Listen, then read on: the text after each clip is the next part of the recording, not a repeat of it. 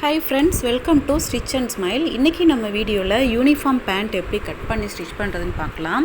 இதுக்காக 1.25 மீட்டர் அளவுக்கு pant material எடுத்து வச்சுருக்கேன். இது 6th ஸ்டாண்டர்ட் படிக்கிற குழந்தையினுடைய மெஷர்மெண்ட்டில் நம்ம கட் பண்ணுறோம். ஓகே, மெத்தட் இது தான், மெஷர்மெண்ட் தான் சேஞ்ச் ஆகும். நீங்கள் எவ்வளோ பெரிய குழந்தைக்காக இருந்தாலும் இதே தான். ஓகே, இப்போது துணியை 4ஆக ஃபோல்ட் பண்ணி வச்சுருக்கேன். டோட்டலாக இதனுடைய ஹைட் பார்த்திங்கன்னா 36.5 இன்ச்சஸ் இருக்குது. ஓகே, துணியை நான் ஹைட் வைஸ் 4ஆக ஃபோல்ட் பண்ணி வச்சுருக்கேன். வித் வைஸில் 4ஆக ஃபோல்ட் பண்ணியிருக்கேன்.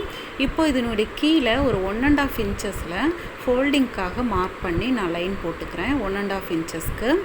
ஓகே, இப்போது பேலன்ஸ் இருக்கிற ஹைட் பார்த்திங்கன்னா 34.5 இருக்குது. இதில் 2 இன்ச்சஸ் எனக்கு ஃபோல்டிங்க்கு போயிடும்.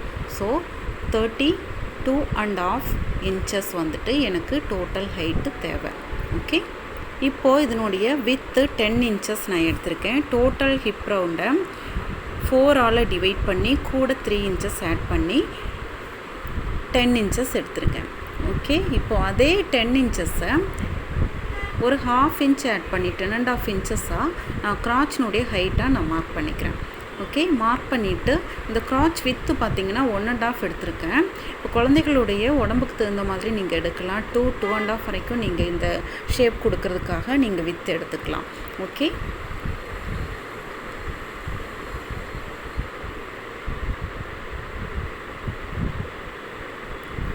இப்போது பாட்டம் ரவுண்டு மார்க் பண்ணுறேன். 5.5 எடுத்திருக்கேன். ஓகே, இப்போது 1 இன்ச்சு சீமிங்க்கு மார்க் பண்ணியிருக்கேன். அவ்வளோதான், ரொம்ப சிம்பிள் தான்.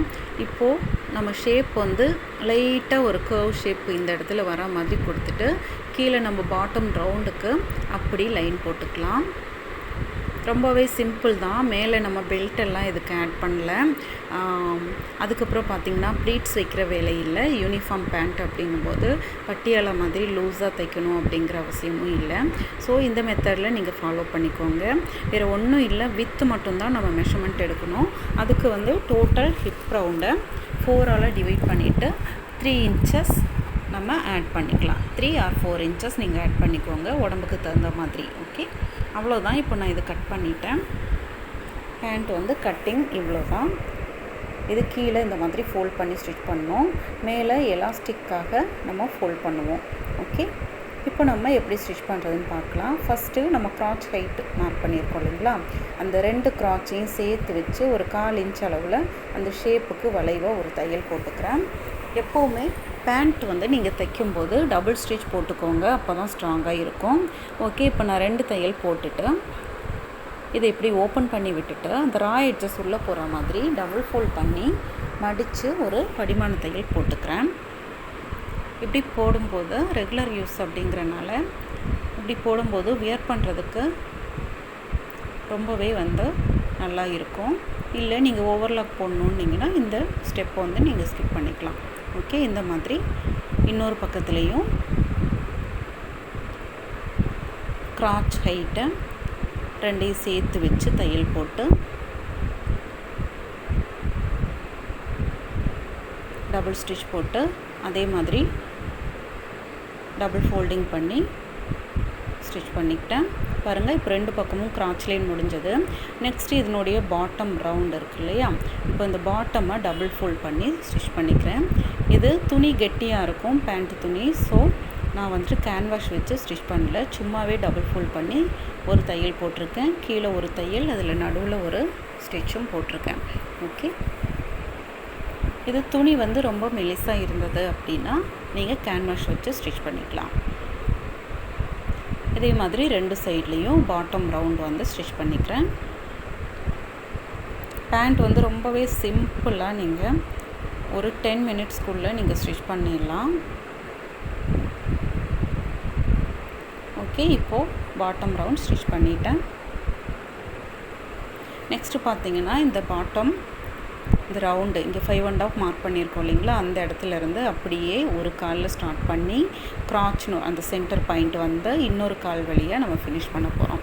ஓகே, இந்த கிராச் லைன் பாருங்கள், அந்த 2 தையலும் ஒரே மாதிரி இருக்கணும், அது கரெக்டாக பார்த்துக்கோங்க. இப்போது அடுத்த பக்கம் காலுக்கு வந்துட்டோம். திரும்பவும் அந்த பாட்டம் வந்துட்டு கரெக்டாக மார்க் பண்ணி அந்த 5.5லேயே கொண்டு வந்து ஃபினிஷ் பண்ணிடலாம். இந்த தையலும் டபுள் ஸ்டிச் போட்டுக்கோங்க.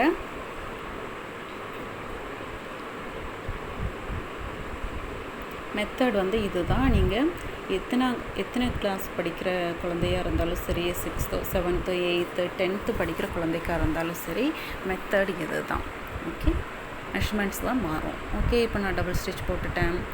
நெக்ஸ்ட்டு வந்து நம்ம மேக்ஸிமம் பேண்ட் வந்து இப்போ ஃபினிஷ் பண்ணிட்டோம்.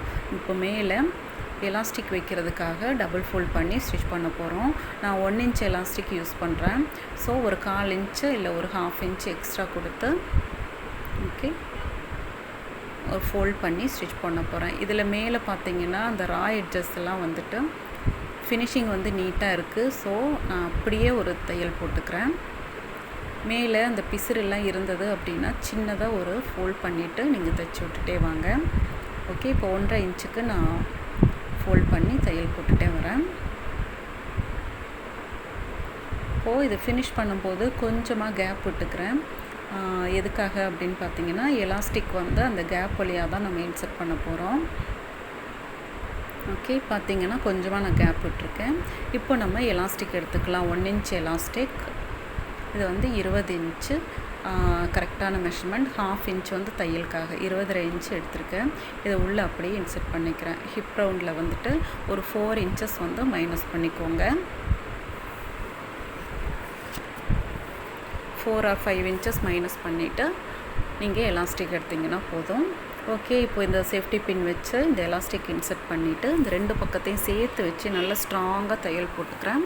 பாருங்கள், இந்த மாதிரி நல்லா தையல் போட்டுட்டு இந்த எலாஸ்டிக்கை உள்ளே தள்ளி விட்டுட்டு அந்த கேப்பை ஃபில் பண்ணிடுறேன் ஸ்டிச் பண்ணி. ஓகே, இப்போது இது தையல் போட்டுட்டேன். இப்போ எலாஸ்டிக் போட்டாச்சு. இதில் இப்போ என்ன பண்ணணும் அப்படின்னா இதில் சென்டரில் ஓகே அந்த நடுவில் பார்த்திங்கன்னா ஒரு தையல் போடணும். தையல் போடும்போது நம்ம இந்த பேண்ட் அந்த எலாஸ்டிக்கோடு சேர்த்து நம்ம இந்த பேண்ட்டை நல்லா இழுத்து கொடுத்து தையல் போடணும். அப்போ அந்த கேதரிங்ஸ் எல்லாம் ரொம்ப நீட்டாக இருக்கும்.